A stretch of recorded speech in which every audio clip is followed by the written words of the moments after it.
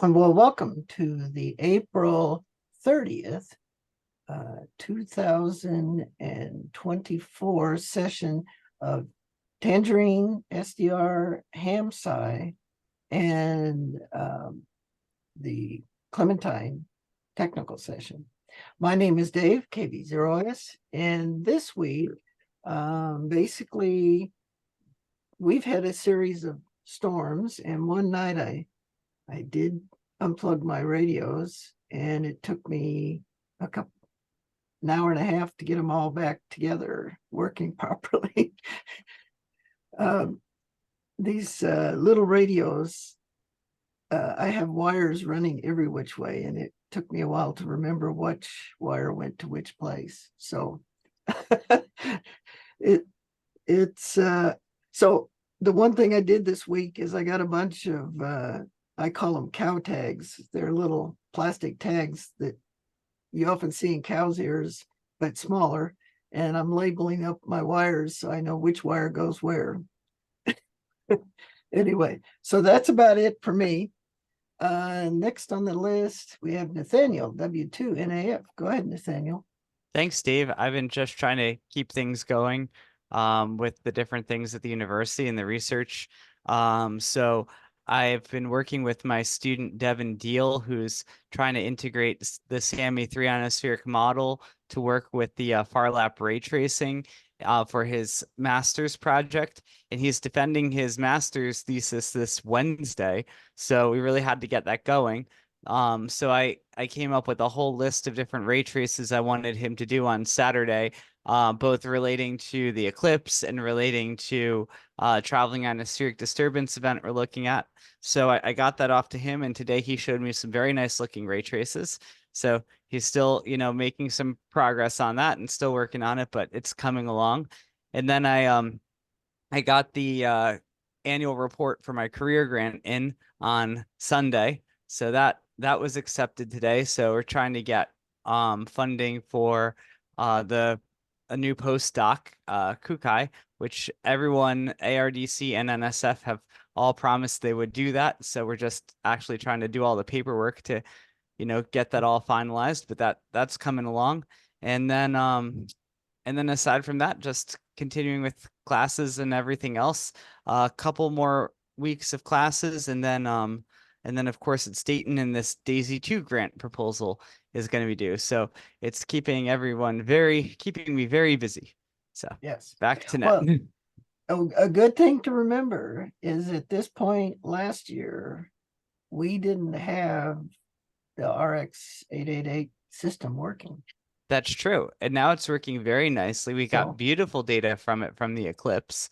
We have, so I mean, I think, for as busy as we are, I think things are going in a very good direction, and I'm quite right, happy with it. So, right. and I think, HamSci has really grown over the past year. We now have over 1,200 people on the HamSci listserv, which is Yes. quite a good number. And people like Gary, he's done a fantastic job with our community relations, and Bill Engelke, continues to do a fantastic job with the data wrangling that he's trying to do, which is not easy.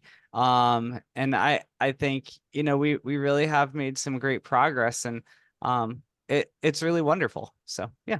Yes. Very good. Well, let's go down the list and call on some other people. Next on the list is Dave, KD0EAG. Go ahead, Dave. Oh, I'm just plugging away at things and trying to find things. Put one of the gizmos into the one of my RX 888s today, so I might actually start listening to something one day soon. I've been working with some other stuff. I've been fooling with the Clementine schematics a bit. I've been doing many things, but no great sense of accomplishment, but I'm plugging along. Nothing really great to tell about though. That's it for me. Okay. Next on the list is Michael, AAK. Go ahead, Michael. Well, thanks very much. We had some thunderstorms this past week, so I disconnected and grounded the antenna for the Grape 2. Want to save that hardware, and it's back on the air, no problems. Back to you, Dave. Well, I hope you had better luck than I did putting them back together. So anyway, next on the list is Bill Engelke, AB4EJ. Go ahead, Bill. Thanks, Dave. Well, I hope everybody who wanted to got a chance to work Easter Island. They've been had a DXpedition going on there. I've worked them on 3 different bands, a couple of different modes. A couple of little news items. On May 18th and 19th, the university OIT IT department is going to do a simulated emergency test. And they're going to test the disaster recovery, which I believe is probably potentially going to take our server down for a couple of days. Now, people with running grapes that are doing uploading can continue to collect data. The uploads will probably fail. If they do, I will be able to provide a little Python program, which I'll take the existing uploader. People who are really good coders can do this on their own. I will provide a version that just does the upload, where you key in the date you want to upload, and if that observation is on your system, it will do its best to push it up to the server so we can catch back up for those. I can't send out Python programs with the file extension py because our firewall will kill them, but what I do is, if I'm going to send out code, I send it out ending with the extension of .txt, and then people just put it in the right place and rename it from txt to .py, so then they can run it as a Python program. Another little thing, Phil Erickson told me one of his radio astronomer buddies is working on trying to understand a gamma ray burst that came from a distant supernova on October 9th, 2022. And I extracted some data. We have data on 2 of the lower frequency bands that might have been affected by this. Apparently, this gamma ray burst from something that was several billion light years away was strong enough it affected the D layer of our atmosphere. Now, is that unbelievable? So we might see some effects on it, and we're going to dig out 21 days of data before and after, and see how it was affected. Apparently, the gamma ray burst can actually act very much like hard X-rays coming from the sun, and in its effect on the D layer. So that's some interesting stuff going on there. Other material going on still. We're waiting for some follow-up from MIT on the Madrigal system, and we'll discuss that in tomorrow's meeting. So back to Ned. Okay. Next on the list is Bob, N5 BRG. Go ahead, Bob. Yeah, hello, everybody. Not a lot to report, just keeping the stations running and dodging storms like you guys. But that sounds great. Bill, hopefully you can post a note when you survive the disaster, if everybody survives and the systems are back working. Thanks. Back to you, Dave. Okay. Next on the list is Dave Julian, WB9 YIG. Go ahead, Dave. Yeah, thanks, guys. Just playing around, trying to get stuff ready for the Hamvention. Hopefully I get a chance to see some of you guys up there. Yep. Trying to gather some stuff to sell and play around. You guys have got me interested in some more projects, so we'll just kind of lurk and see what we can come up with. Well, look up the Tapper Hamside booths, and that's where a lot of us will be hanging around. I'll look you up. Thank you. Oh, okay. Next on the list, let's see, Dave McGaw, N1 HAC. Did it get wet up there? Yeah. In fact, we had a pretty good thunderstorm ourselves, but this for us, no wind. But a lot of lightning. Yeah. very active front. But yeah, no damage here. I actually live in a very good radio location. I almost never get close by lightning strikes. But I don't want to say that too loud. I also tend to use loop antennas that are inherently grounded. But yeah, and let's see, this week I actually got on the frequency measurement test. I got in the green box, and this is only the second time I've tried it. The first time I wasn't really prepared, but did have to work at it because I wasn't able to get any of the SDRs to take the data I was hoping for, but I got my TS480 to behave, and then got things apparently calibrated well enough and used FLDigi and got in the box. But let's see what else. Oh, we've got a new project here, which I think we can leverage of a lot of the HAMSI technology for the idea of some more geophysical ground observatories, receivers and whatnot, magnetometers and such. So more shall be revealed. We've got a 3-month trial on that, see if we can find some further funding. I think that's about it. Getting excited for Hamvention. We had an odd Near Fest, which is our large flea market here. It was Thursday, Friday instead of the normal Friday, Saturday. It turned out the reason was the commercial buildings were all full of boats and cars stored for the winter.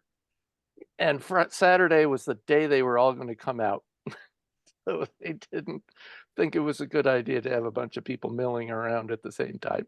Yeah. But it was a small version of our flea market, but it was worthwhile. I found some of the things that I knew I needed and some of the things I didn't know I needed.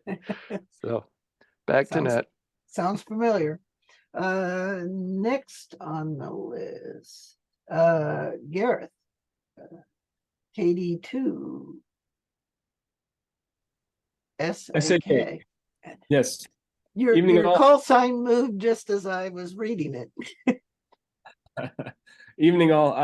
Yeah, nothing. I'm just listening tonight. Nothing to report. Yeah, that's it from me. Okay, very good. Next on the list is Gary, AF8A. Go ahead, Gary. Good evening, Dave and the group. The one thing I've got to report, been working on trying to find potential hosts for our DAISY 2 grant equipment. As of today, we've got about 20 people who've expressed interest. I'll put the URL in the chat in a minute, but they're all listed up there so we can see at least what our geographic dispersion looks like, at least at this point in the process. That's it. Back to net. Okay. Next on the list is Jay Schwartz, WB8 SBI. Go ahead, Jay. Yeah, good evening, everybody. And to share the sentiment with everybody, looking forward to in a couple weeks to make the annual pilgrimage when we and about 35,000 of our best friends from all over the world will join in having a little bit of fun. One thing I want, just as I was logging in, Dave, KD0EAG, you were showing an internet device of some kind you said on Amazon. What is that, please? Unmute. You're muted.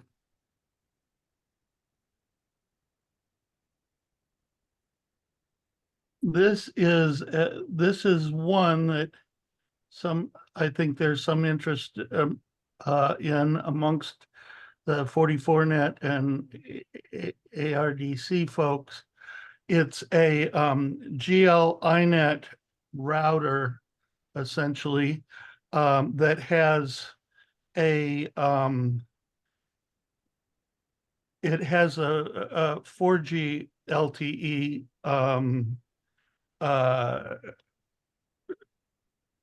this particular one has a 4G LTE card in it, as well as Wi-Fi, probably Bluetooth, standard gigabit Ethernet, and USB, and a 5,000 milliampere hour battery, all in the case there, for about 110 bucks. And some of the I wouldn't go into it, but some of the Telecon providers are selling data-only SIMs for quite reasonable prices for these things. So they can be, they have the potential as either a secondary or a portable access point for pretty decent cost.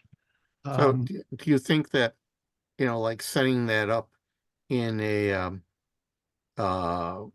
in an area that doesn't have, in my house that doesn't have good Wi-Fi coverage, that it would act as a good relay? Well, it might, but there are probably better solutions to that problem overall. This is more about citing, or at least my interest in it is more about citing remote,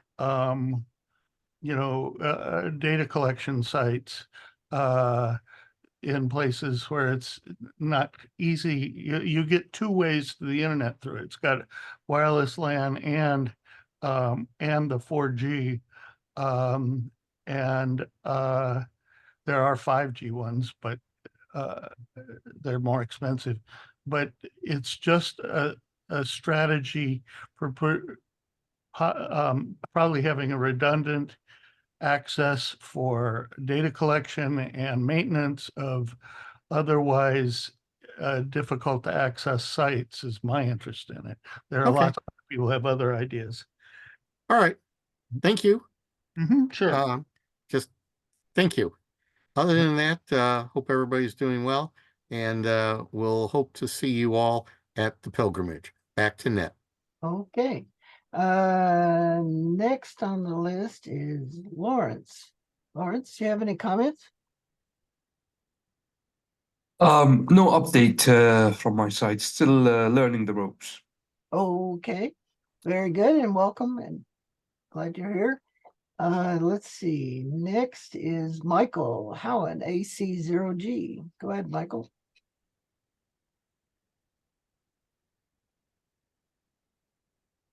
Mike muted. There we go.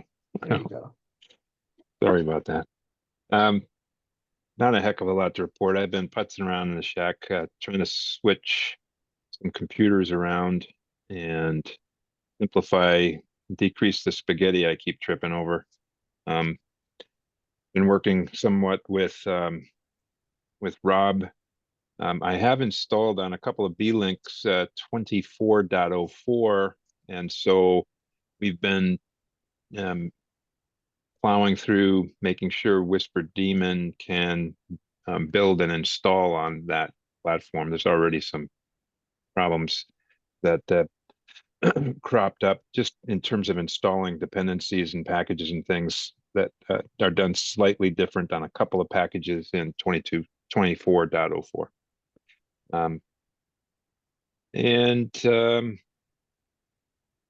think that's it. Back to Net. Okay, very good. And next on the list is Phil, K9Q. Go ahead, Phil. Oh, hello, everyone. Just got back yesterday from the Big Bear mini hamcation, it's called, up in the mountains here in Southern California. It's a new event that they're just getting going. It actually seemed pretty successful with about 350 people. I gave a talk on KNIQ radio. We were going to also have presentations about ARDC and Net 44, but unfortunately, John Hayes, K7VE, who is our outreach coordinator. He usually does those talks. He passed away 2 weeks ago, very suddenly. So we're Did he? gonna, Wait, really? yeah, 2 Oh, weeks that's ago, terrible. I think, yeah. Terrible. Yep. We just saw him at the Hamsai workshop. Yeah, I know. In fact, I was planning to drive him up to this event in Big Bear. Wow. So yeah, I went up alone, but I'm really sorry to hear that. yeah, we all are, believe me. John was Yeah. a good guy, but he was having health problems. He was diabetic, and for a long time, and I don't know how well that was controlled, but Yeah. anyway, I did take my wife instead. She passed her test yesterday, so Hey. Hey, very happy about that. congratulations. Don't know her call sign yet. After 23 years of marriage, finally. Yeah. 23 years of putting up with you. Yeah, exactly. Well, So let's see. Haven't done a whole lot on K9Q radio since the eclipse. I mean, there was that huge burst of activity everybody made getting ready for it. And I mean, so far as I've heard, Nathaniel, you can comment. I think you said earlier that people got a lot of good data using my stuff, so I'm proud of that. Yeah. We have beautiful data. Yes, absolutely. Yes. Excellent. So it all worked. We'll be happy to show it to you if you like. All right. Yeah, I'm curious to see some of that. I mean, I my own station, I set it up remotely to record WWV and CHU through the eclipse, but it was not GPS controlled, so I'm not sure what kind of utility that will have. But I felt like I should do something. Did IQ recordings for several hours through the time of the eclipse. Obviously, it wasn't total in California, but it was partial. Anyway, let's see. Other than that, still recovering from work up to the eclipse. We did a trip east after I saw the eclipse in Texas ourselves, which was third one I've seen. Totality was partially cloudy, but at least second and third contact were clear, and those to me are the best parts of a total eclipse. Other than that, I'm just resting and recuperating from all the effort we've done lately, all the travels. Back to you, Dave. Okay. Next on the list is Scott in 5TNL. Go ahead, Scott. Oh, no mic. Well, welcome. Glad you're here.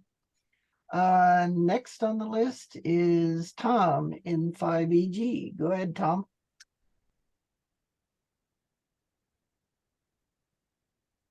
Okay, good evening, Dave, and everyone in the group.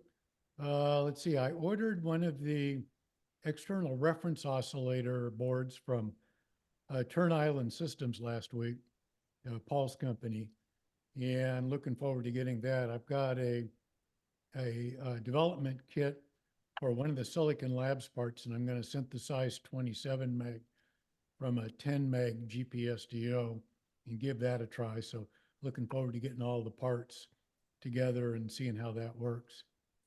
Also installed Ubuntu 24.04. It was not pretty.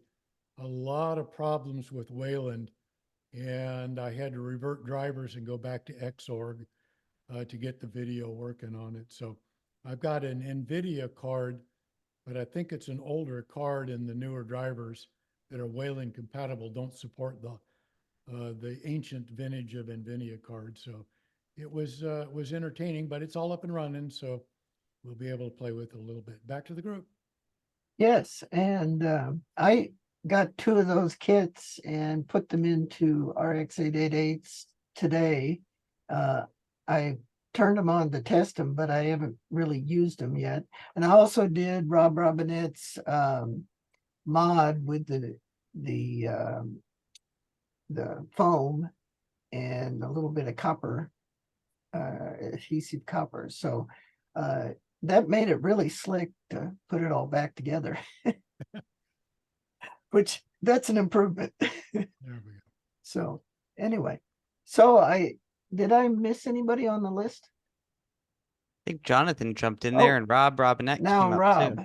So Jonathan. Yes, Well, let's call on Jonathan first. good idea. Yeah. Hi, everybody. I've been pretty busy this week with some non-VLF related items. I contacted Pro Tempus about the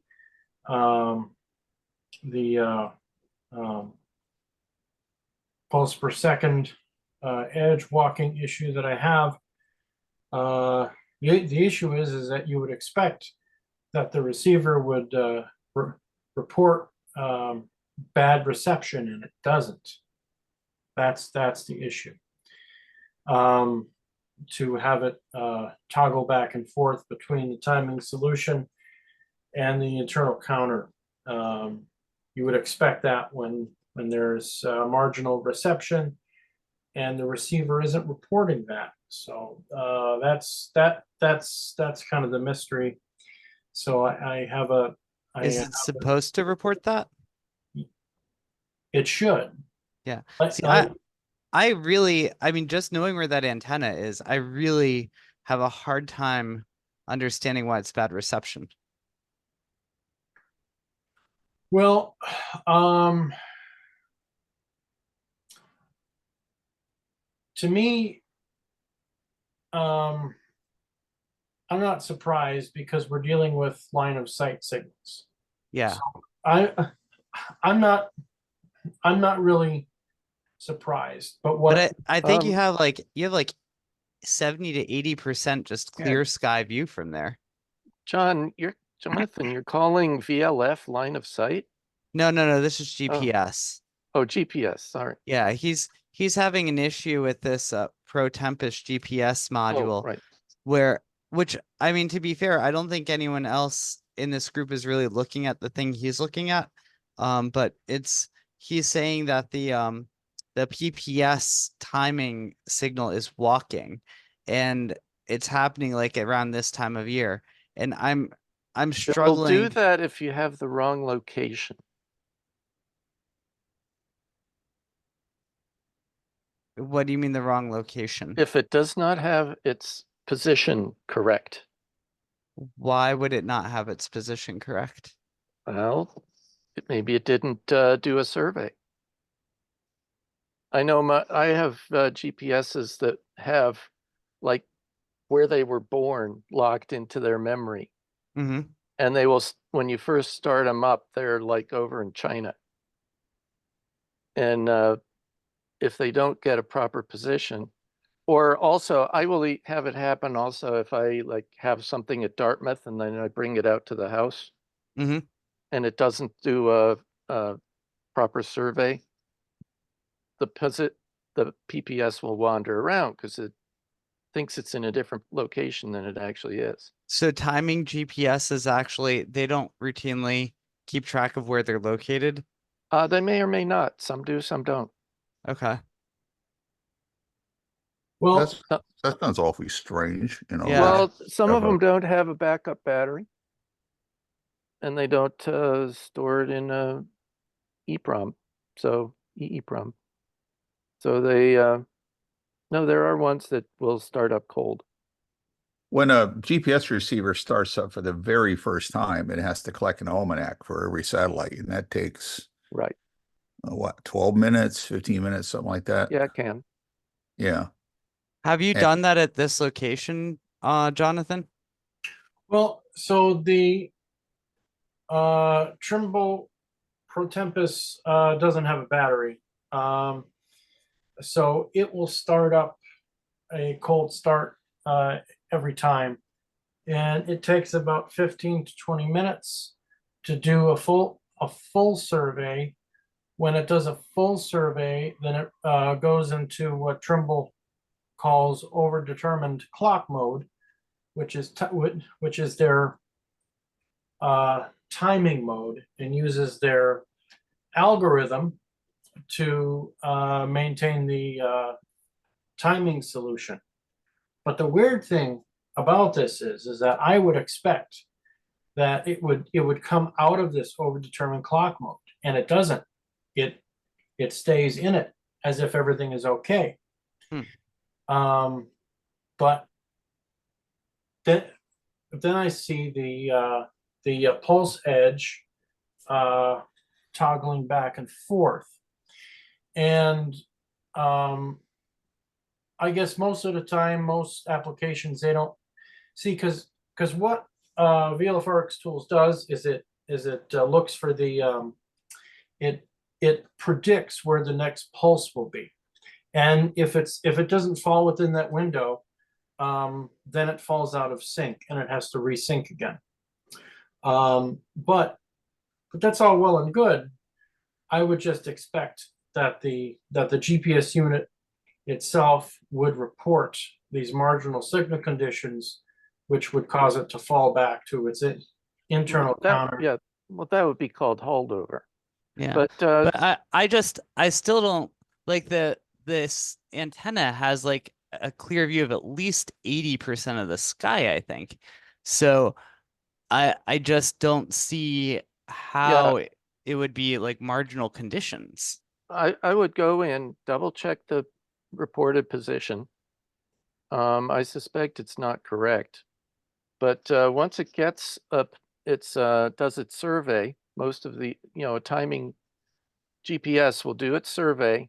It will then go into position hold mode, and then if it has one satellite visible, it will know what time it is. How much wander are we talking here? Well, nanoseconds or microseconds or milliseconds? Milliseconds. But it would wander from one PPS to the next, and it would be so for this second it could be on the timing solution. The next second it's on the internal counter, and the pulse edge will wander by around 1.5 milliseconds. How many satellites does it report? It usually reports about 8 to 15. But when this happens, which is weird, it could be reporting, 10 or 12 satellites, and it's in overdetermined clock mode. And this makes sense that it shouldn't have any problems. And if there is a need for the receiver to toggle back to free running mode, then I should see it come out of overdetermined clock mode, but it doesn't. So that's why that I'm very interested in what ProTempest has to say. Now I have scope captures, and I'm going to give all this information to them, and I want them to at least let me know, is it an issue with where the antenna is placed? Is it an issue with the firmware? Whatever it is, I would just like them to just give me something, or at least acknowledge that this is happening. So what antenna do you use? It's the Trimble L1, L2 bullet. Okay. And doesn't really matter where it is as long as it's got a reasonable view of the sky. And, Nathaniel says it's got like at least 80 degrees, which should be adequate. Right. And that's why that I find this weird, because it does see most of the sky, but does it see the southern sky? Yeah, south is more important than north. Yeah, there's no. But no straight GPS overhead satellites. is good. It's fine. Well, it definitely has straight overhead, and the south is somewhat obstructed, but not much. Yeah, I mean, it's very. Yeah, but My a GPS millisecond- antenna, I've got a regular old, the classic. Yeah. I mean, for me to do any better than what I'm doing right now, I really have to put it out in the middle of my field. No, it should be fine. Mine is fairly ringed by trees, and I get, 8 to 12 satellites, and it locks up fine. I mean, millisecond sounds like a factor of 1,000,000 worse than what you'd expect. Right. Yeah, a microsecond is 1,000 feet of position error, but milliseconds, it's in China. Well, this isn't coming from the timing solution. This is it toggling back and forth from the free running oscillator and timing solution. Oh, you mean when it goes into holdover, the pulse per second drifts off? Yeah. Yes, it will. And then it will take as long as it needs to slew it back again. When it regains the satellites, it then has to slew its oscillator as far off as it can, and then it will drift the pulse per second back. This is normal behavior. What it's saying is that you're going into some very long holdovers. Well, right. But why is it going into holdover? Well, this is what I don't understand, because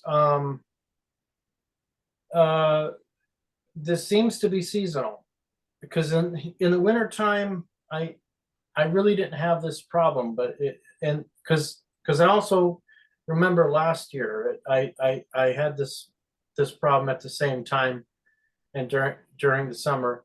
I don't know. It could be something as simple as water in your cable. Yeah. Yeah, Could I mean, be. I would believe the coax or the antenna or something like that is bad before I'd believe the location of the antenna was bad. Yeah, but if you can watch the GPS, if you can remotely Is there, watch Jonathan, the GPS readings, check the position, check the satellites, see why it's going into extended holdover.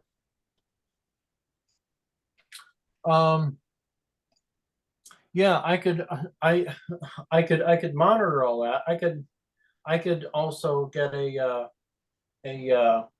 remote waveform of the PPS, but this is what I don't understand, because so the problem is that VLFRX tool software, since it predicts where the next PPS will be or when it occurs, if it falls out of that window, if it drifts, or if it toggles back and forth and goes into holdover, then it'll lose sync, and then it takes another second to come back into sync if it's on the timing solution. If it toggles back and forth, then it won't. And what happens is it mutes the output. And the reason why it does that is because it's trying to maintain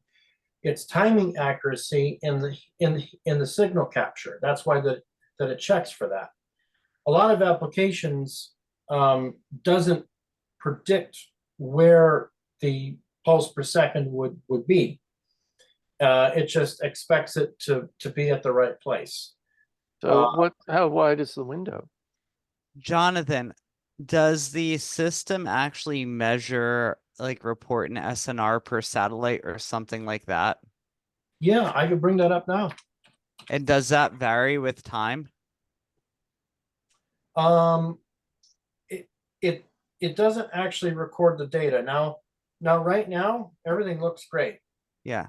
But is it possible to get it to record that data?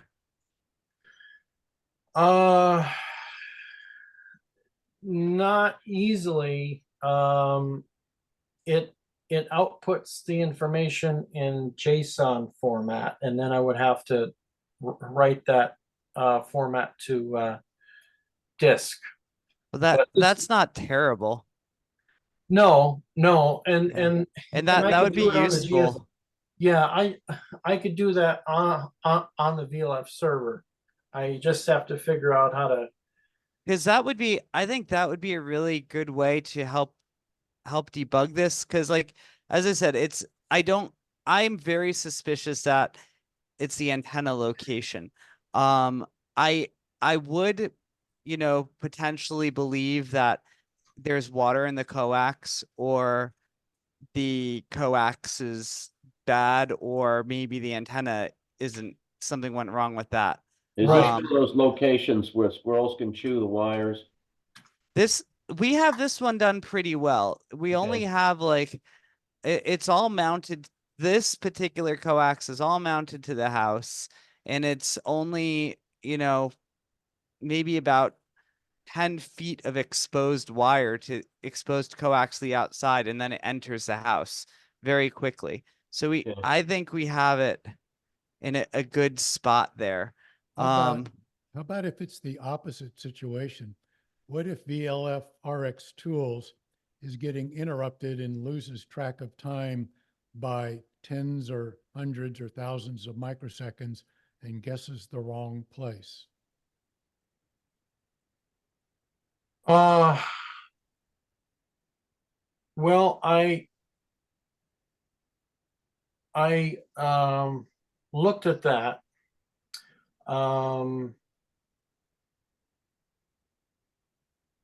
See, we've got a couple of unknowns here. Well, the system's clock is kept in check by NTP. So I really don't think that it's wandering all that much. Yeah, but it wouldn't have to wander. All you'd have to do is get an interrupt in the PC that makes it lose track of time for a millisecond or 2 or 3. By the way, it has the location correct. It's sitting right on top of Nathaniel's house. Right. Yeah. Yeah. It is. And by the way, Nathaniel, Google Maps has the trench. Oh, I know prominent. it. Yeah, no, that trench is right there. And you can see there's a very clear view of the roof of my house too. So yes. So it's on the roof? It's above the roof. It's on a pipe that sticks up above the roof. Yeah. Okay. Well, it's reporting correctly.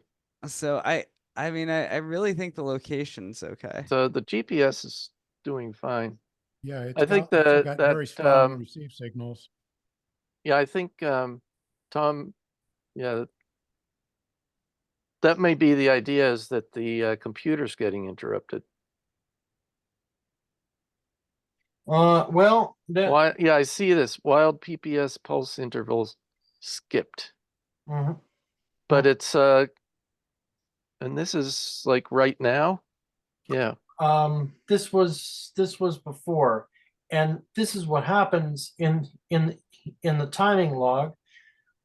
Is it's at this point where the edge walked. It walked back to the free running counter, and then it walks back again to the timing solution. Yeah, well, I think that's a software problem. Your GPS is locked up just fine. You've got tons of satellites with good signal. You have the correct location. Well, I sent a log of the pulse per second recorded from the sound card. I sent a log of that to Paul, the author of VLFRX tools. And he verified the same thing, that the pulse itself is walking, and it's not anything with this software. He's convinced that it's with the GPS. So that's why that I have a support request with ProTempus. Yeah, Scott Newell has put a note in the chat, double check it with a scope.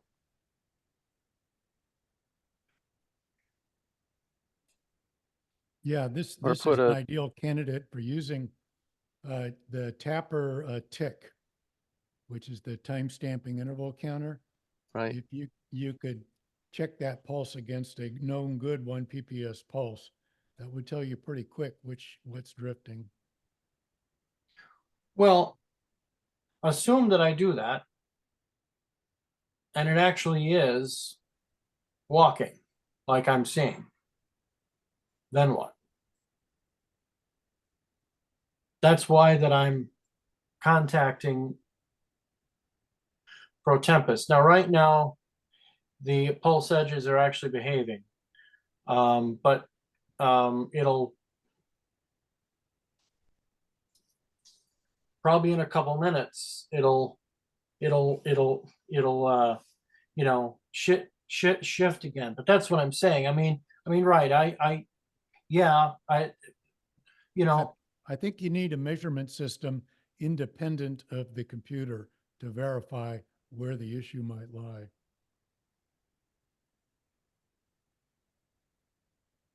I definitely agree. But other people use this software too. They use U-Block's GPSs. A lot of people, most people with the software, they use U-Block's GPSs. They don't use Trimble. Trimble's really hard to get. There's only one supplier in the US. And yeah, I definitely agree to verify to make sure that it has nothing to do with it, that it would be worthwhile to check with the actual scope.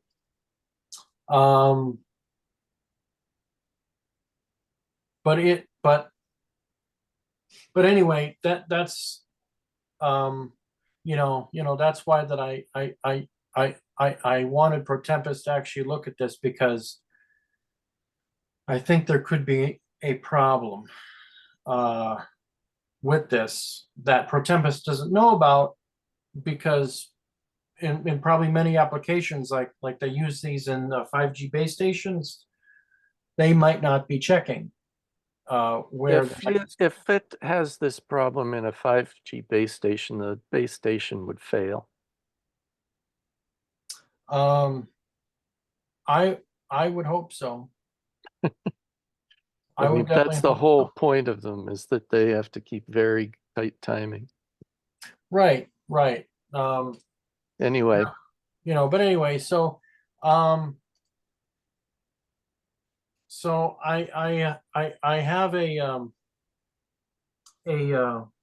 call out with for Tempest, and the other thing is, Rob, I missed your question last week. You asked why that I needed a USB stick in addition to the SD card for my systems. And the reason why that I like to do that is that the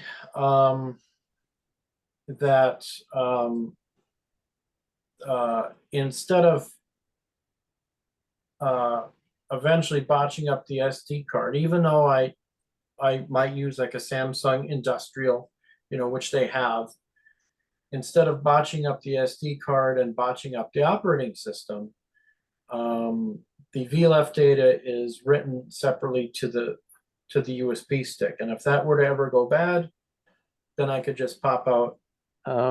your USB stick may be what's screwing you up. No, that's in the memory. That what it's doing with VT time, that's in the memory, not writing to disk. Well, is it writing to disk in the middle of all this? Yeah.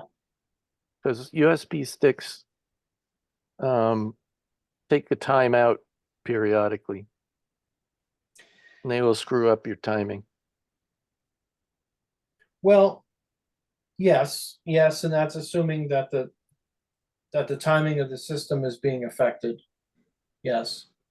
Well, we had that problem with our systems, and we had to switch to actual SSDs. With VLFRX tools, the utility to write the buffer from memory to disk it puts that the data from the ring buffer into a smaller temporary buffer, and it writes that chunk to disk.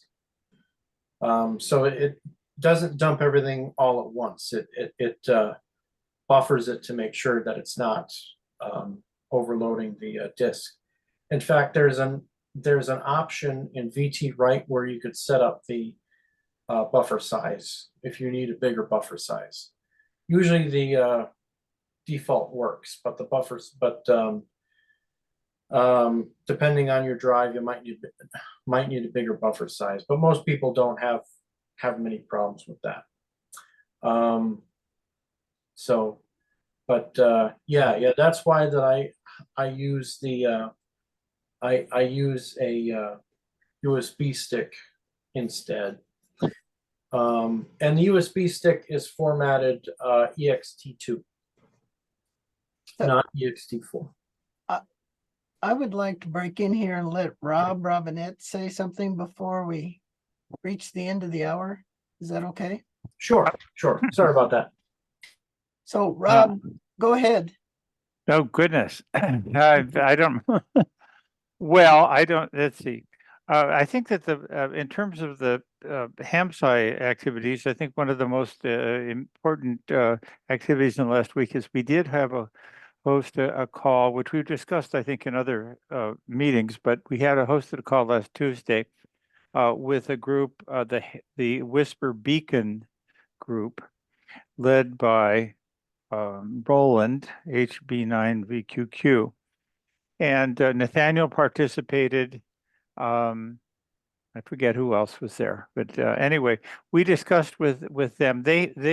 Roland has established a group. I think I discussed this last week, maybe, and I won't go into detail. But there's 40 sites out there. We got in live. We got only maybe 6 people attending, but including Roland. And 2 of them seemed like really good candidates for the Track 2 DAISY project. One up in Fairbanks and another one in Hawaii as beta sites. Strangely to me, Roland seems quite adamant that he wants to keep the transmit powers at the 200 milliwatts that he currently has. So I don't understand the motivation for that from a scientific perspective. But in any case, apart from that, they seem quite receptive to upgrading.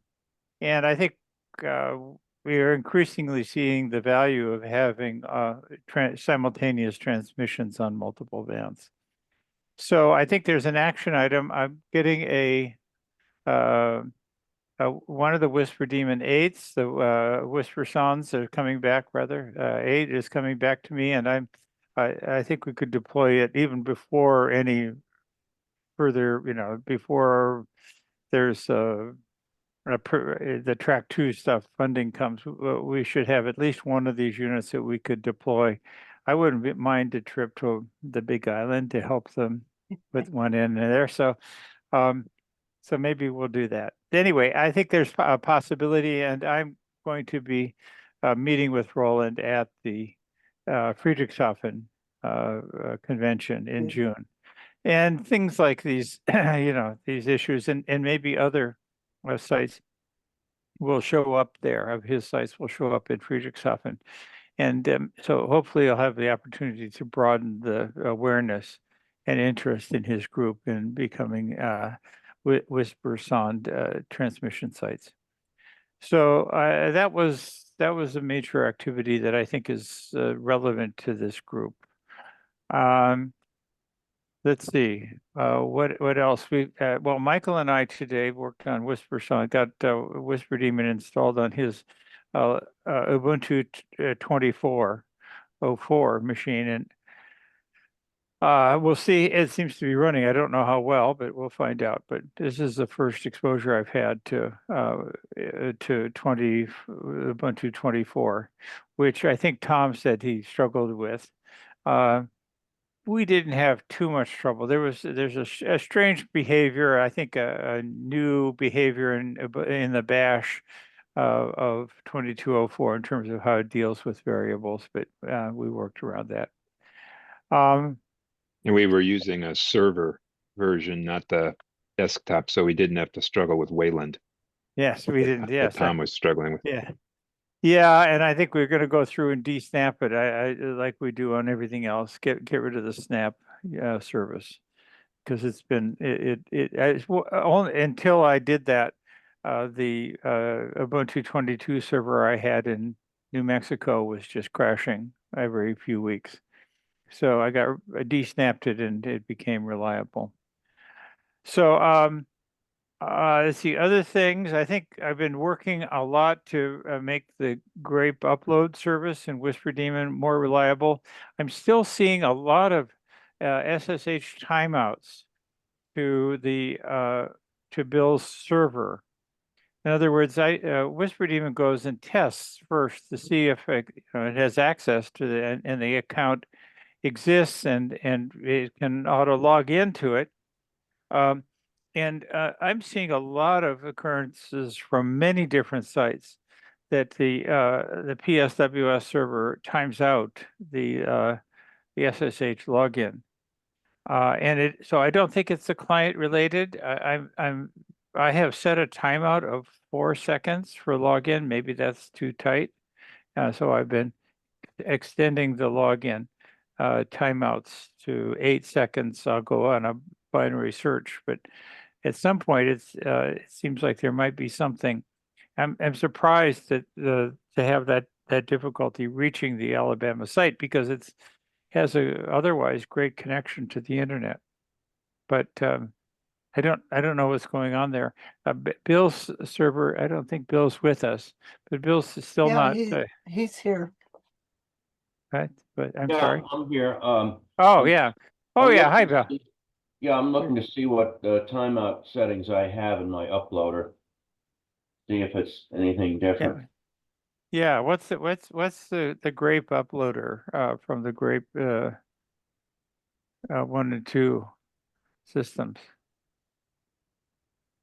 No, I mean- don't. It's got whatever the default is, which I can't tell you that right offhand. Yeah, well, it's this is a Linux client, right? You're using, how do you upload? You do a SSFTP. What is the mechanism? It's an LFTP, which uses mirroring. Does LFTP use a secure, is it a secure mode or is it yeah, it is. So it runs SFTP under the covers. Yeah. Well, that's okay. Well, I'm doing, the Whisper Demons are using explicit SCPs. And it doesn't make a difference. I just go and retry until it works. It's but it just suggests that it's surprising to me. You don't see those kinds of timeouts on your grape clients when they try to upload. No. No, I can't. This is all of the tricky little internal details of networking kind of outside my area of expertise, as is practically everything. But I can't tell you what's going on there. Okay, well, it's not a big deal. It's just surprising. We have about 20 grape sites uploading now. So including a new one that will be, I think, quite consistent, PE0MJX in the Netherlands. And I took a look at his grape charts. He looks like he's getting most of the WWV and CHU pretty well. I was kind of surprised to see that he had signals as regularly as he does. So I think he's our first European contributor. And I guess I should go and set up my Maui site to contribute. I haven't. It doesn't have enough solar power to be on all the time, so it would probably do a lot of There were a lot of silence in the files that DRF files that upload. Are there other 10 megahertz references that he could be picking up in Europe? Other than Good question. I don't know. I mean, I don't think there's another CHU. Let me see if I can. Yeah, I know he's getting CHU. Yeah, I guess it's expected on 20 meters anyway. But yeah. I don't have a window up here that on. I guess I go to it and we can take a look at his feed. But anyway, well, there are sites GPS disciplined RX 888s that are outside the U.S. that will be contributing, so they'll be part of. Yeah, there's no reported 10 megahertz in Europe. There is the Russian station that's 4 kilohertz off. Well, I don't. It would be recorded in these. Oh, I should say that another thing that I did last week is that Whisper now includes a super darn recording mode. So I have set up both KFS and KPH to record the super darn channels. There are 4 of them. I don't know if there's other. This is from the. This is Larry Sarah N6CN has been working with Dr. Nozumo at I forget the university in northern Japan where they operate a super darn site. And Larry has wanted to be able, and they wanted to be able to have a site here in the United States record their super darn transmissions. So I set up a mode and recordings for Larry and for Dr. or Professor Nozuma. So both KFS and KPH are now making recordings. These are done at 48 kilosamples. So they're fairly large, which means I've only, and because I haven't added any extra storage, I only get about a week of recordings. So I think they have all the information they need and access. I've given them access to this so they can take the IQ files that they're recording and copy them off and do their analysis. So I haven't heard any, from them, other than I know that Larry knows how to log on and copy the files off of these servers. But if there's if there's something useful that could be gained from super darn transmissions, all the Whisper Demon sites could, with the 888s on them, can record super darn at the same time. I don't know. Are there? I don't know. I have. Larry gave me 4 frequencies, 4 25 kilohertz bandwidth channels. I can pass that information on to the Virginia Tech Super Darn Lab and see if they're interested in doing anything with that too. Yeah, but I both Professor Nozumo and Larry thought that making such recordings up at Ellesmere Island, right near the magnetic North Pole, would be of great interest and unique contributions to their investigations. But somehow we need to go up there. Somebody who dedicated to it would need to go up there and fix the antenna system up there at Ellesmere Island, because it's the receive antenna keeps being chewed away by the local vermin. So yeah, it's the foxes. Yeah. The Arctic foxes. Yeah. Well, bane of my existence. Yeah. Well, we need the antenna. We put a loop on the ground, and it worked great for a while, and then it disappeared. So I can access the server, Whisper Demon server receiver up there, which has 2 Kiwis on it, it's not GPS discipline, but it would be a great site, I think, to upgrade. I mean, if you to do one receive site that could contribute, I think, uniquely, it would be the Elsinore Island VY0 ERC as a call sign. They have a Whisper beacon there as well, so it would be a good site for a Whisper sonde upgrade. As well, that the transmitter is some, I think, 8 or 10 kilometers from the receive site, so it wouldn't there wouldn't be a deafening of the receive site by the transmitter. But Pierre Fogel, who I think we may see at Hamsai, is the volunteer who has taken the equipment up there and set it up. But Pierre has many other responsibilities when he's up there. And when he leaves, which is 99% of the time, there's really no one up there to do anything except maybe switch a power plug, which is something we could do with a $6 Wise power plug from here. So it's but it would be a great site to upgrade for both transmits and receives, I think, and contribute unique data. So anyway, that was another thing. That's anyway, I've been again working on grape, refining the grape uploads and make sure that Whisper Demon is sites are reliably uploading data.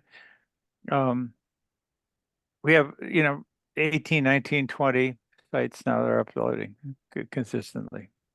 Okay, that's all I can think of in the moment. Oh, but I want to work with Phil. Phil, yeah, you're still here, Phil. Yeah, I need a little bit of info from you. So, Were you going to show those Grafana pages? sure. You want to? Yeah, you want to see a few things of. Well, let me show you. Here's the. This is the way you can see. Well, let's see. You can see. Okay. Well, this is over here. Let's see. Where's the? Here's a Grafana page that Gwen G3ZIL has built that uses the data from the extended spots to allow us to do a series of charts for various sites.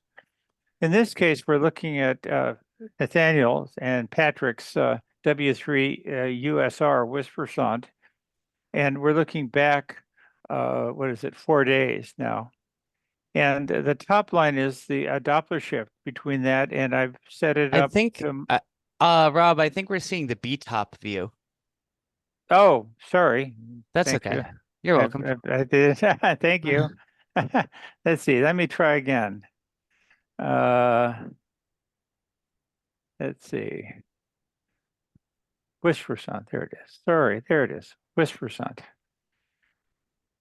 So this is showing. This is kind of the Whisper Demon Worlds version of the charts you see on the grape site. So we're looking at W3 USR transmissions, and we've selected as a receive site Michael AC0G's receive site, and we've selected 20 meters. And it fills in that we have a table that we maintain. We have a table of the exact transmit frequencies to the millihertz for each of these sites that we've Whisper sonde sites.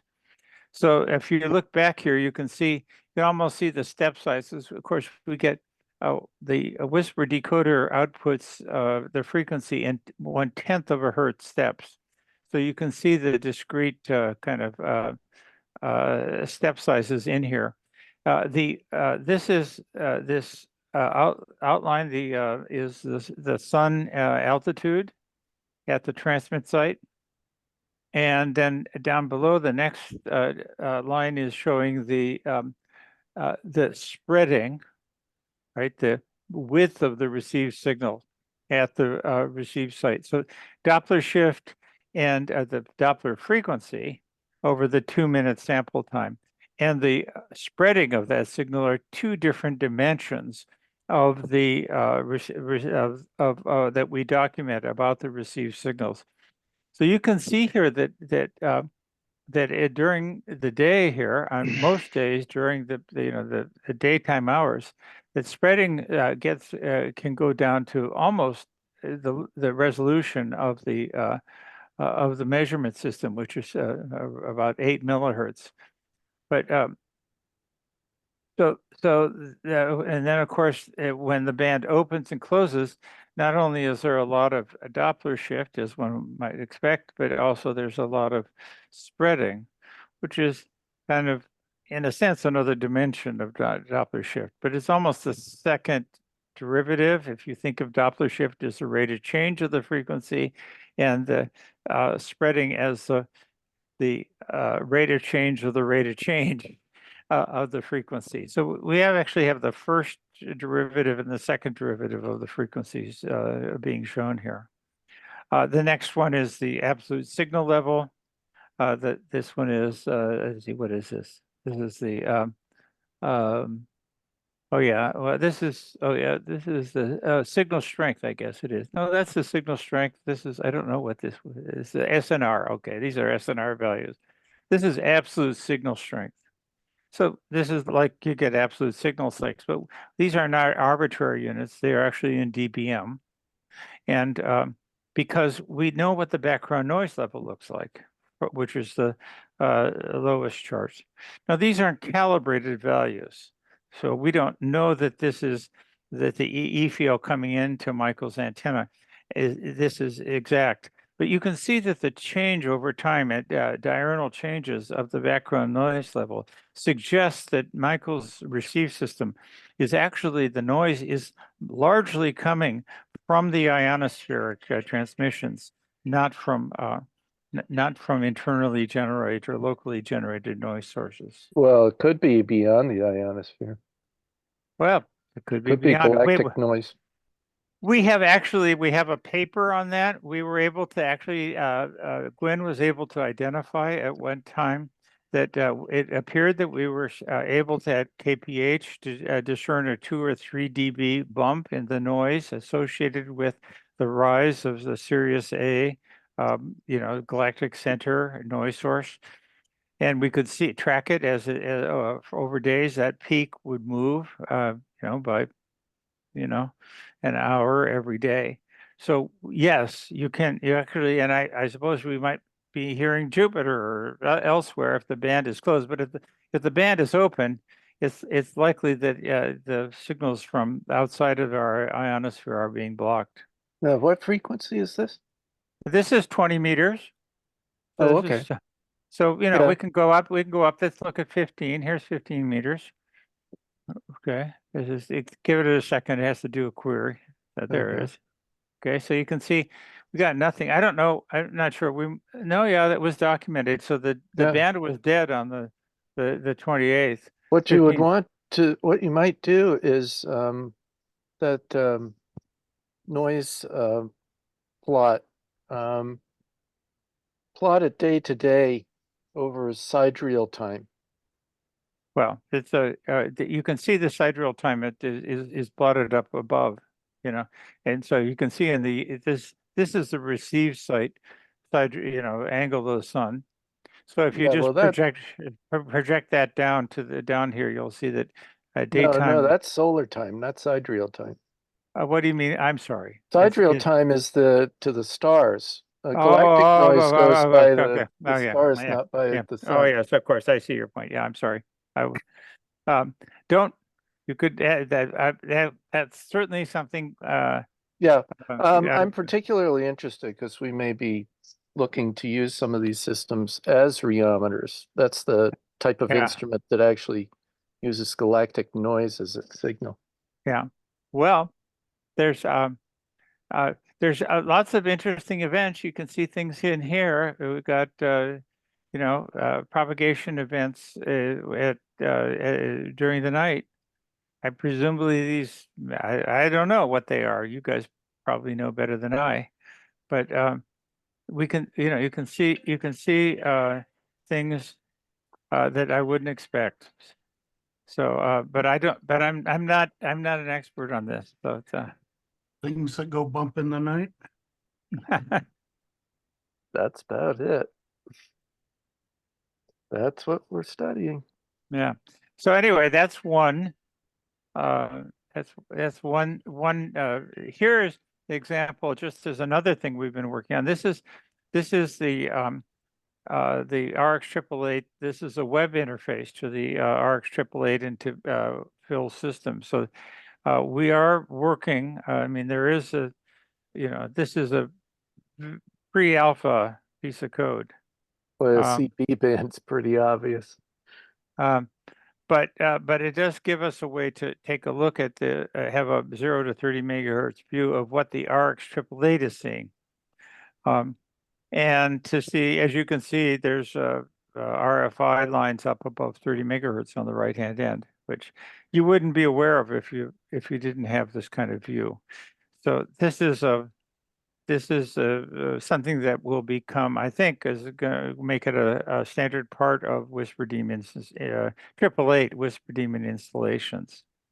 So that there'll be this alternative view, just as a way to, to understand the quality of your receive site, and if there's any RFI, switching power supply, impairments and other impairments.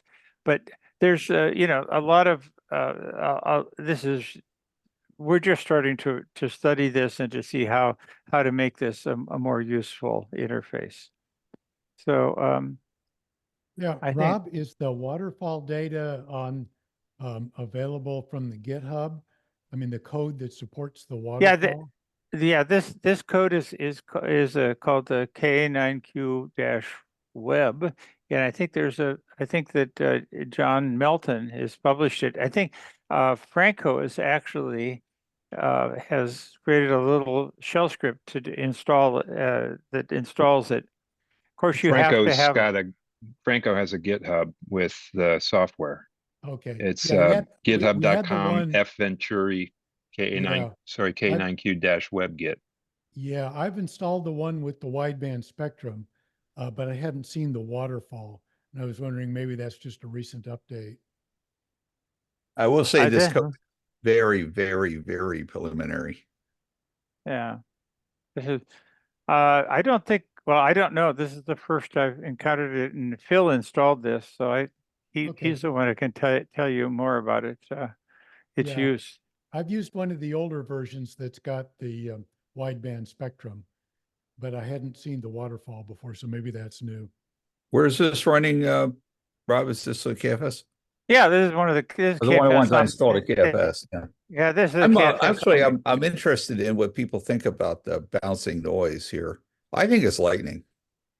I don't think I really, it is not, Phil. Let me. All right, what do people think? I'll show you. I can show you the Kiwi that's getting exactly the same RFB. Which is being smoothed differently, right? And I'm not smoothing at all. Well, I can turn off the smoothing on the. Okay, do it. Let's do it. Okay. So this is KO 8073. Okay. This is Kiwi Omni A. This is the same RF.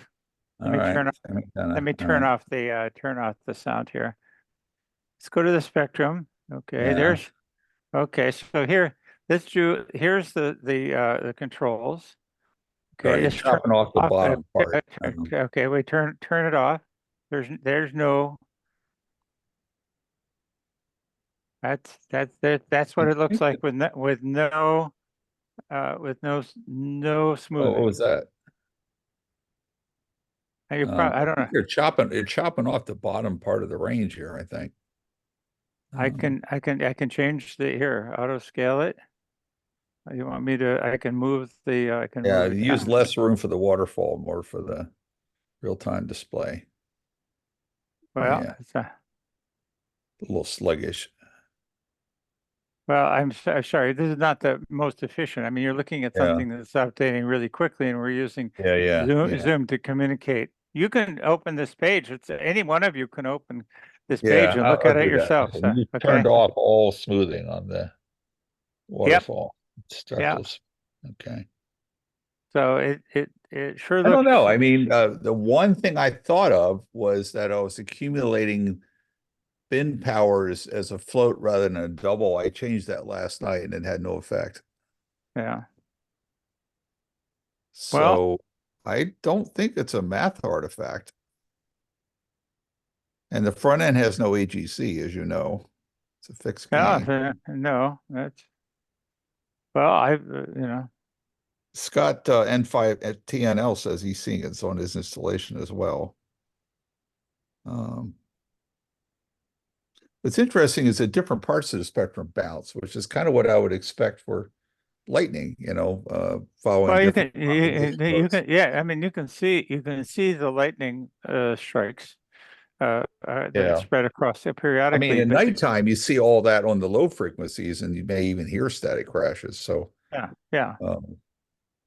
I don't know. I mean, lightning is a natural radio source, and it's going to be propagated wherever the ionosphere is open, right?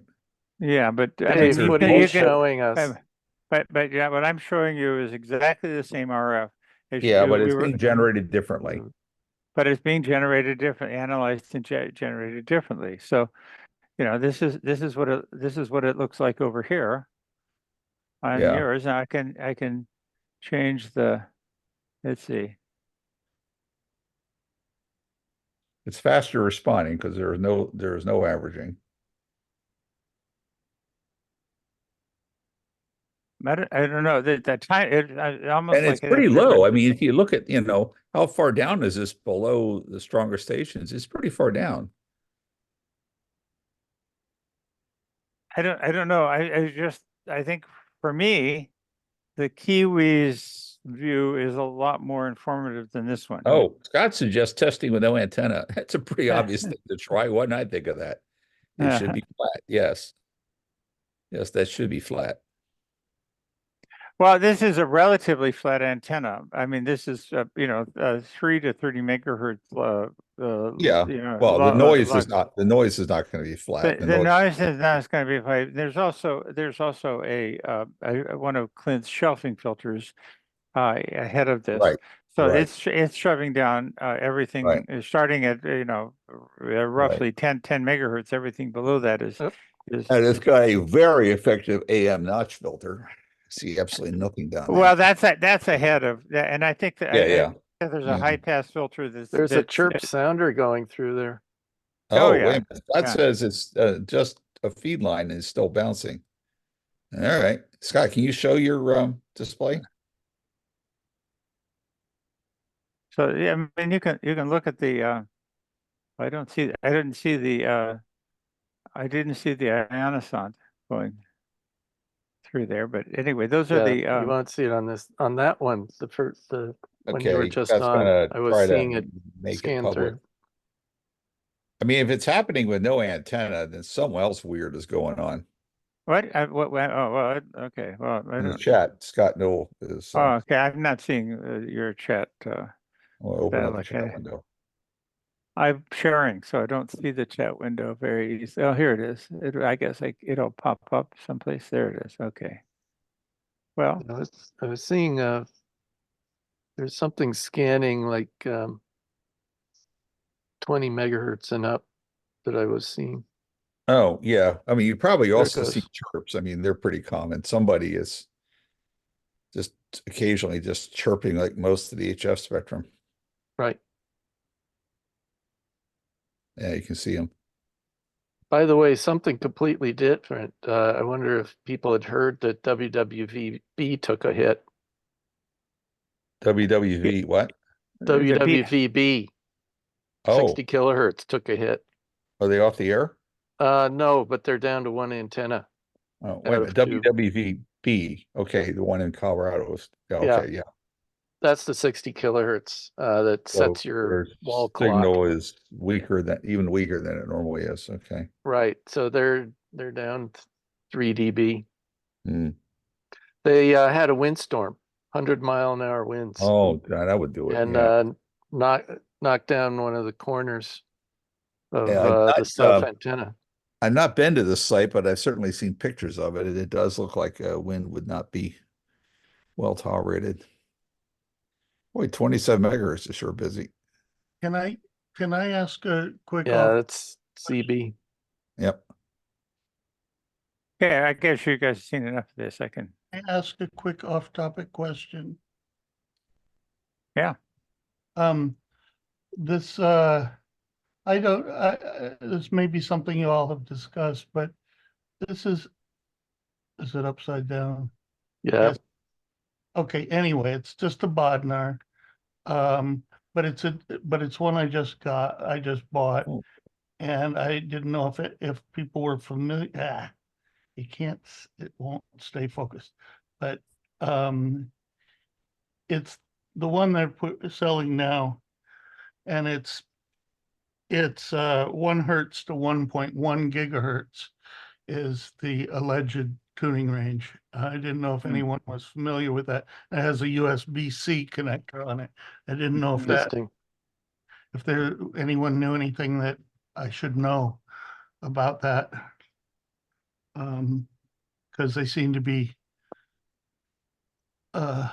getting rid of the other ones. By the way, I have one of the dual channel Bodnars, and indeed, if you turn the second channel off, it goes to 1 PPS. Isn't that it? I don't know if it's synchronized to anything, but PPS. Nope.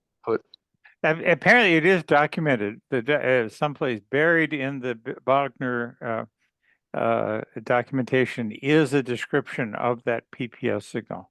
I haven't seen it, but you might. Yeah, I haven't found it yet. Yeah. Myself. So I didn't know about it. I've been trying to verify that. I ran into a problem that my clocks out at KFS were off, and in the process, I swapped out some things and I put in a couple of Wagners, but I don't have a PC out there, and I didn't. I've been trying to use this command line utility to query them, but it runs on Linux and other things. But strangely enough, it doesn't report the satellites. Relative to your previous discussion, it tells you that it's locked, but it doesn't tell you all the satellite information. And in fact, even the Wagner's application has a very crude display of the satellite reception, quality. I find it much less informative. I find the Kiwi's display really informative. I mean, you can see all the satellites where they are. You get a map of your view of the sky after a day or two, and all kinds of stuff. Wagner's just nothing, almost nothing in terms of the satellite. Now it's much more sensitive than the Kiwi, but it's your ability to understand the quality of the GPS RF feed is rarely low on a Wagner. So if you want to look at the quality of your antenna, buy or borrow a Kiwi. It works really well in comparison. I'm sure there are other devices that yeah. Well, I use for my disciplined oscillators, I use software called Lady Heather, and that will plot the satellites and give you all that information. What's it called? Lady Heather. Lady Heather in there, as in disciplinarian. It's the time nut software that. Correct. Yeah. But it knows about a very large number of different GPSs and GPSDOs. Well, that's good. We'll plot them and control them and beat them into submission. Well, that's great. There are two versions of it. If anyone's looking into it, there's the release version, 5.0, but then there's 6.14 that you have to go looking for that handles some newer units that the release version does not.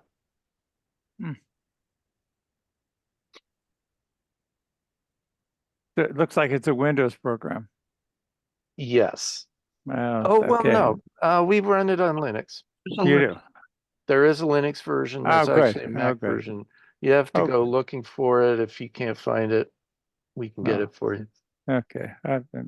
It's in the chat somewhere.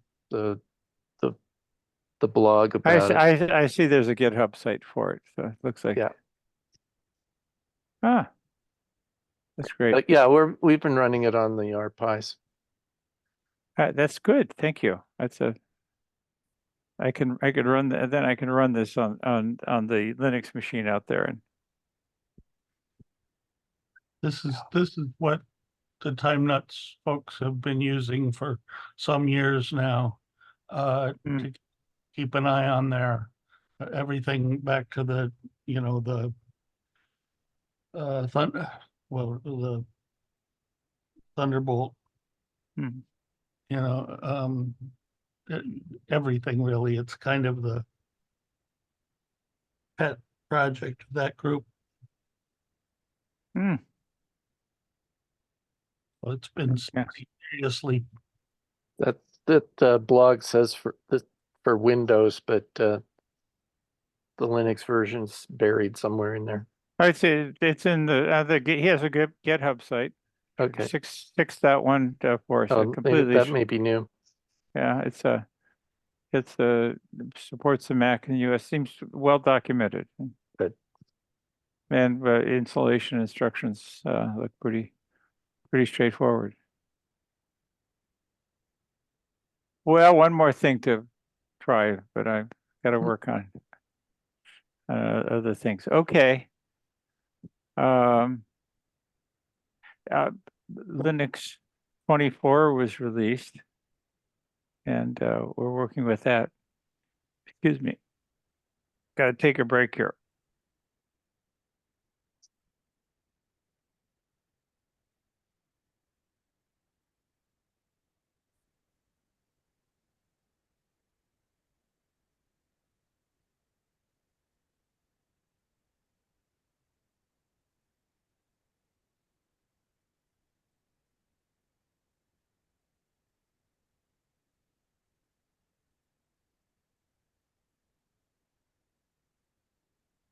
Okay, well, what else? Do we have anything?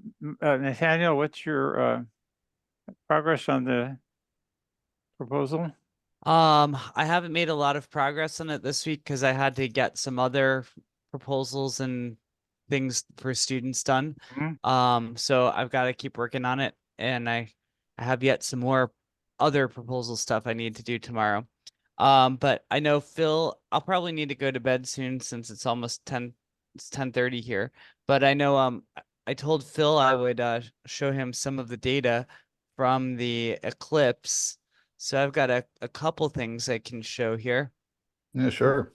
Yeah, so one is let's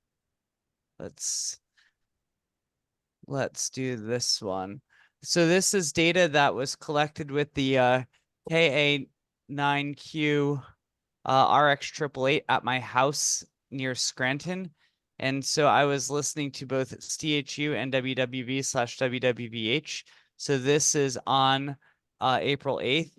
So this is the Doppler data.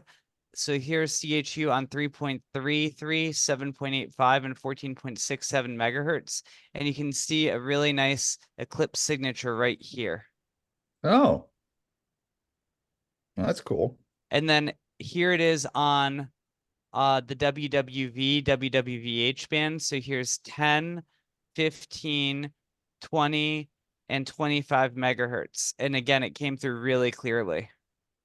Can I ask you one thing about this data? Sure. On the graph, if you look at it, like the second one down, you see the red line in there real strong until daylight that day. And then way before the eclipse, you see the strength of the signals get real strong. Is that the eclipse happening prior to happening at your location? You mean right here? Yeah, if you time that back, I think that works out to be when the eclipse is getting started somewhere else in the world. It's possible, but I wouldn't necessarily just tie it to that.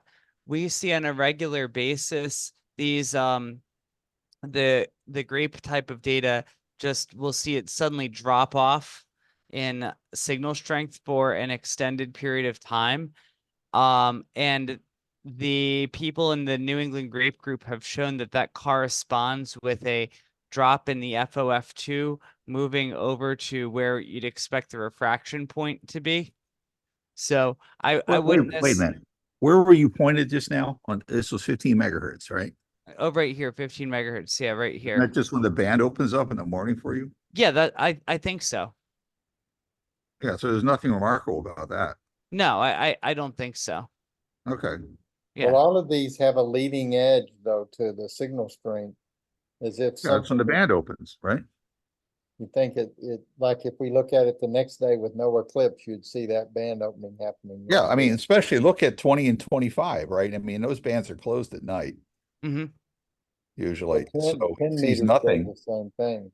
10 meters does the same thing. Yeah, when's local sunrise for you, Nathaniel? Probably around like 7 a.m. right now, which Okay, is so UTC would be that's UTC time. that's local time, so 7, so like Oh, it's local. 11 Wait a minute, local time. Wait a minute.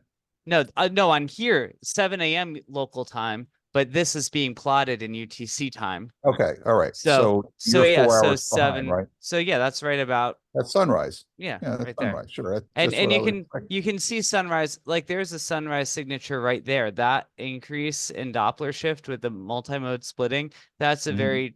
we see that for sunrise all the time. Okay. Yeah. So especially on 20 and 25, I mean, I would expect you to hear nothing overnight and you don't. So Right. I don't know what's the puzzle. No, there isn't. That's what I thought. Okay. Yeah. Yeah. It's I was just me wondering and my what Bob dumb was trying to questions, say. maybe. Yeah. What But Bob? so this is just the data from my station, Phil, but we Yeah. got a number of stations that were running the same sort of thing. So we haven't looked at all that data yet, but it's very nice. Yeah. And What are then the vertical lines that are on the signal that go full range all the way through from sunrise? we were having a discussion about that last week. We're not entirely sure. So we're saying I've been, I've been working you do have the amplitude charts. You're not showing them. You're right there. showing the signal amplitudes are associated with them. And they don't seem to be associated with overloading. But those are pretty, some of them are pretty full level. I mean, Like these here. amplitudes are, I think, 16-bit PCM sample values, so they would range to 64,000. So they're not in any way in dBm. So potentially there's I don't know if there's smoothing on your amplitude samples. I have Whisper Daemon does record the output of SOX when it creates these files and logs if there's SOX reports full PCM samples. And I don't know how to associate those with what the data that I upload to the DRF format. To document overload events, I think would be valuable. We do that with the Whisper data. The Whisper spot I actually include an overload count. So I tell you the number of overload events in the 2 minutes of the Whisper transmission. Those vertical red bars bracket the partial phase. These red bars? Yeah, that's just a very rough box of where beginning and end of the eclipse over the whole. That's not carefully drawn. Understand. Yeah. So that still could just be phase noise. I mean, but I'm still fascinated by the fact that those bars are relative to your location, and like this transmitting stations that you're listening to could be somewhere else, and you have a lot of dynamics going on between them. Oh.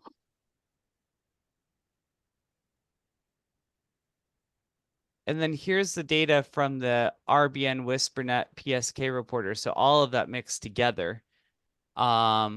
So there's over 52.7 million spots in here. And here you can see the eclipse of the bands 1.8, 3.5, 7 megahertz they opened up during the eclipse. You can see a little bit of a bite out in 28 megahertz. And this is just the summary plot with like everything thrown together, and this is coming out. Like, Yeah. Okay. yeah. So I think it's great. Yeah. So yeah, we got some really, really nice data. Of course, the number of spots may be affected by how many hams stayed on the air during the eclipse. That is true. So went over their house, they probably went outside to watch it. Yeah, but you see an increase in spots over here during the eclipse. Yeah. So I mean, so I think you can show that it actually, the numbers stay fairly constant throughout. And many of these spots, well, of course, WhisperNet, you don't really need an operator sitting in front of the station to keep that going. That's true. That's true. Yeah. You know, yeah. of course, with FT8, you do, but I Right. think there's still just a tremendous amount of spots on the entire time. And you know, the last time we did this back in 2017, you know, we could say the same thing about that, but we were able to show that even if you just use a model, an ionospheric model, it basically showed the same thing as the RBN data. So here was the RBN data. And now these plots are different from the ones I've just shown you, because here I've organized them in time relative to maximum eclipse at their location. And yeah, you do see kind of a decrease over there, which could be because people were, you know, going off the air. But if you run the ray trace model through the model ionosphere, you know, it matches up very well.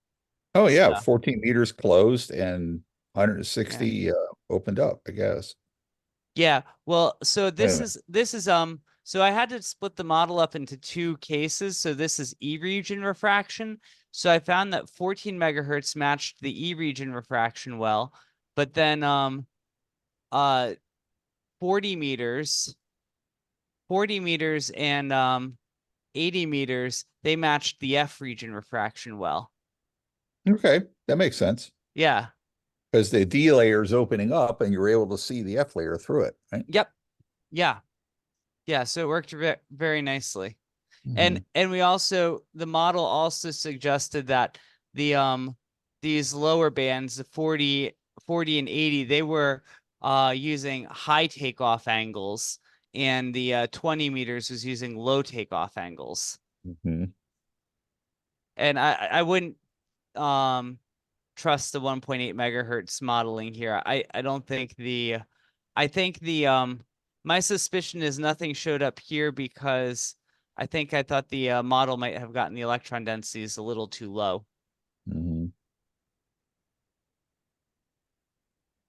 But so I think you know, I think as we look through the new data, I think we're going to be able to take this apart and, you know, do some more nice modeling and see some nice things in here.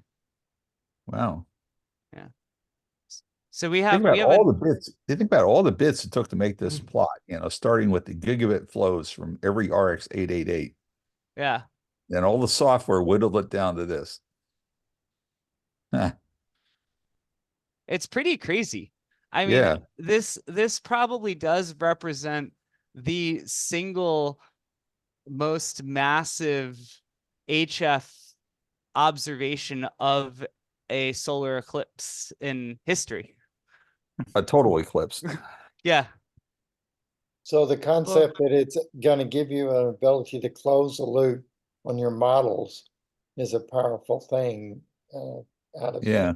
Yeah.